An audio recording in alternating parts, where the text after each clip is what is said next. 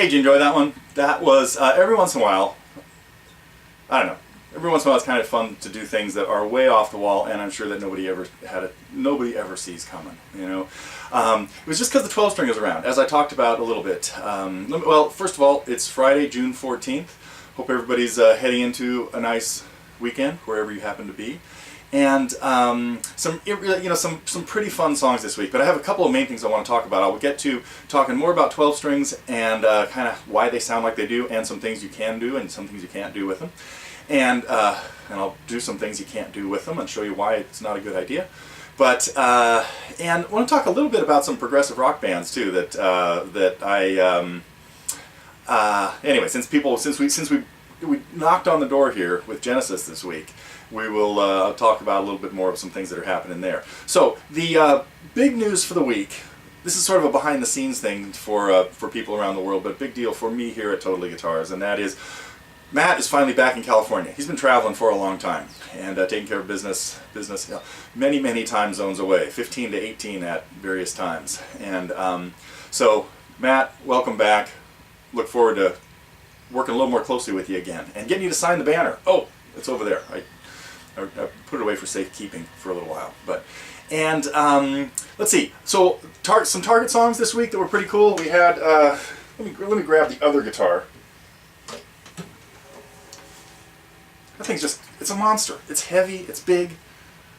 Anyway, what do we have? Oh, Al!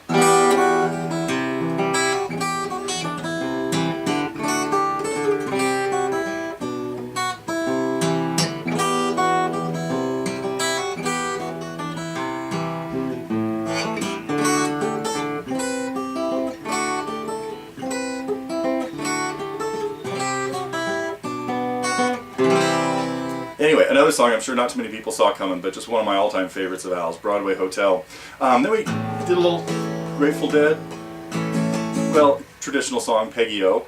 Had Lynn drop in, Fly on the Wall, doing working on some country blues tunes. There's a few more from those that will be trickling out as I get time to edit them and look at them and stuff. And then, of course, we had Genesis. Was it this?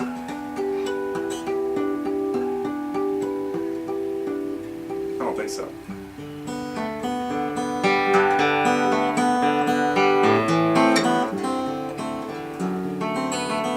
I don't know if I'm going to get to that one yet or not. Steve Hackett has some great tunes, and I'm sure you all know what that is. At least anybody that was listening to Genesis in the early 70s. I had one more thing I was going to tell you about. Oh, the Avett brothers. Yes, we had the I and Love and You. That was kind of a fun thing too, because it was a piano tune, of course, but you've seen the video by now of them playing it with just guitars. It makes a great little campfire singing song with some unusual, a little bit of unusual phrasing, but fairly simple chord progressions. So that was it for our Target stuff. And let's see. I wanted to get to. I don't think I want to play anything else on this. Now, okay, yes, I do. No, I'm going to get back to the 12 string. Let's get on the 12 string story. Because you can, of course, do cool things with the 12 string.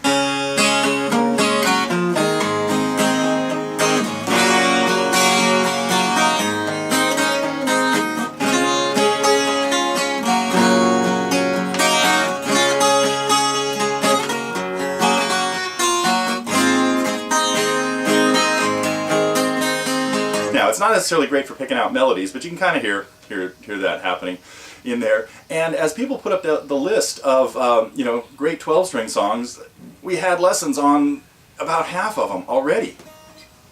Let me think.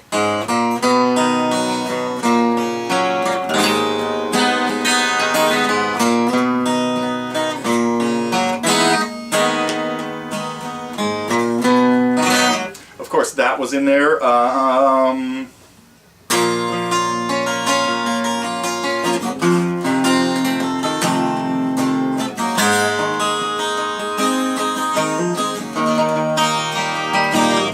Of course, that was in there, and this was too. But now this is an unusual tune in terms of some tunings that were done in there. I didn't address that in the lesson on Horse with No Name, but but you can hear that it still makes a great great strumming tune on the 12 string. Now we of course had two. It is a really noisy day around here today. Sorry about that, but I have to get off to a graduation pretty soon, so we're kind of pressed for things. My niece, the second youngest in our immediate family, getting out of high school, so congratulations to Allie. And we'll be heading over to San Lorenzo Valley High School, right next to the Quaker Center, or very close to the Quaker Center, heading out into the mountains today. So, but enough about that. Enough about me and the crows floating around here and making noise with the garbage trucks and the cement mixers and everything else. Anyway, 12 strings. I can't even believe that well, people do some really amazing things on there. And when you take a simple song that I don't think I've done a lesson on this yet, but I'm going to somewhere down the line. I generally say they don't make good finger picking things.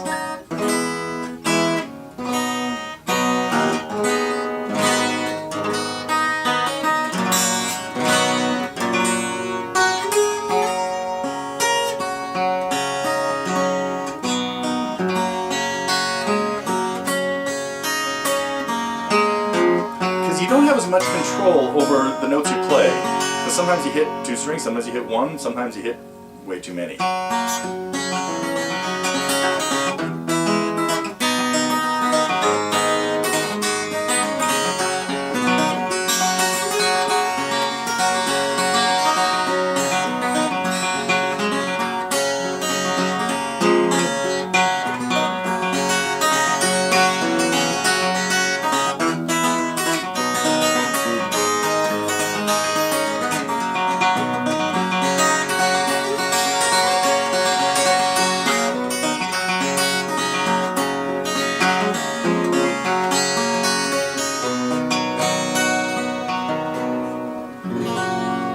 So the melodies get a little bit obscured in these, but they still have a just pretty cool sound. Anyway. Oh no, what else can you do on a 12 string? Well, of course, a lot of Gordon Lightfoot tunes use this, but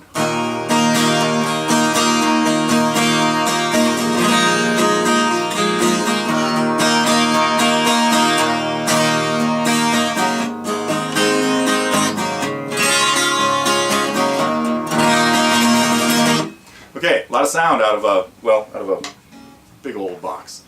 Let's see. Oh, the last thing I want to tell you, and then I got to get off to the graduation, is I think it was Jason that brought up Gentle Giant, and they are, in case you haven't listened to them, they're kind of an acquired taste, so to speak, because the stuff they did is really, really complex and really hard to figure out, and virtuoso musicians. These guys would show up, 5 guys, would show up at a show with frequently 30 instruments. All of a sudden a song could break into 5 recorders playing a recorder quintet, and then it would be 5 percussion things with xylophones and all kinds of stuff.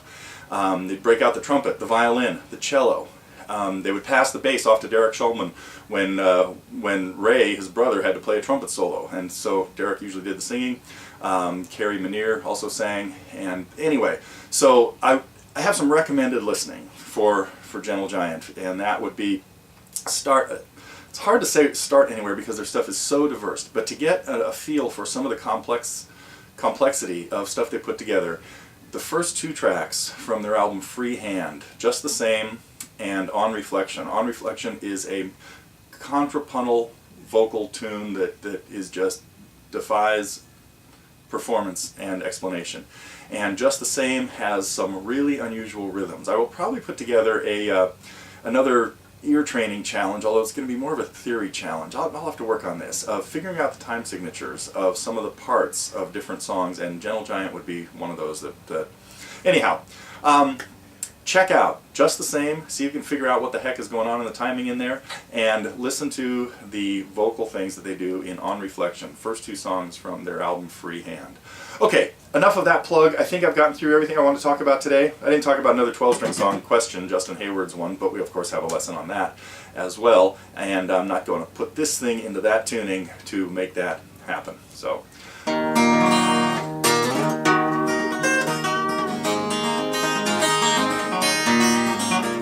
Oh, I didn't get around to the distinctive sound of the 12 string. I meant to mention that, but I think that came out clearly. It's mostly this octave G string. When you hear that,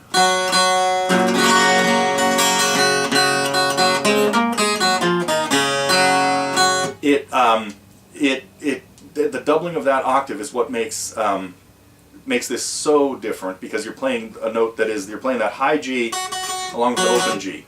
And that's why we talked a little bit about Roger McGuinn's, well, we didn't, but it showed up on the forum, Roger McGuinn's 7-string guitar. He can really get the sound he needs with just having an extra string, an octave G string. And that's the Roger McGuinn signature Martin model. So, okay, that is it for now.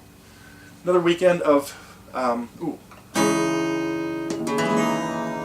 working on this one. I'll tell you more about that next week. Okay, on to next week.